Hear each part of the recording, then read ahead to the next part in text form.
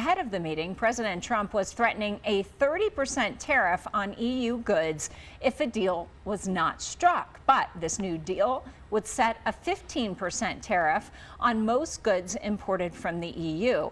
European Union countries are still considering whether to approve the framework.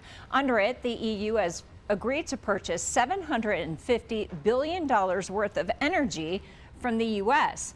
The EU will also invest an additional $600 billion into the U.S. economy.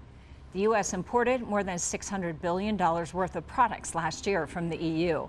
Complete details of the agreement are not yet ironed out. However, economists say it could have an impact on the price of goods like European-made cars and pharmaceuticals. Wine stores in Colorado Springs say they welcome the news of the deal, but are still waiting to see the final decision on wine and spirit industries. News 5's Peter Choi has their reaction to the new tariff announcement. In March, we first reported on President Trump's proposed 200% tariff on alcohol imports from Europe.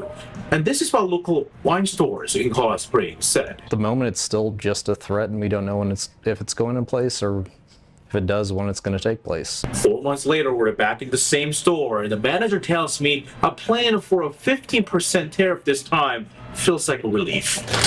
We get the questions from local wine lovers asking about whether the tariffs could raise the price of their favorite bottles. And now it might be easier to answer those questions with a clear picture of what to expect. A little more relieved because, when you start off with 200%, I think 15% is a good starting point. The initial deal between the EU and the US did not contain any decision about the wine and liquor industry yet, but the fact that it can still get negotiated down with wine and spirits to that 0% or anything in between is great. French rosés, cooking wines from Spain. Other store owners say they want to wait and see. A little bit more soothing on everything, but like I said, I'll believe it when it sticks and when it actually happens. Question is this having a clear number really good thing for businesses? For that industry, I think they are breathing a sigh of relief right now. I don't think anybody's looking to burn them in that industry. Like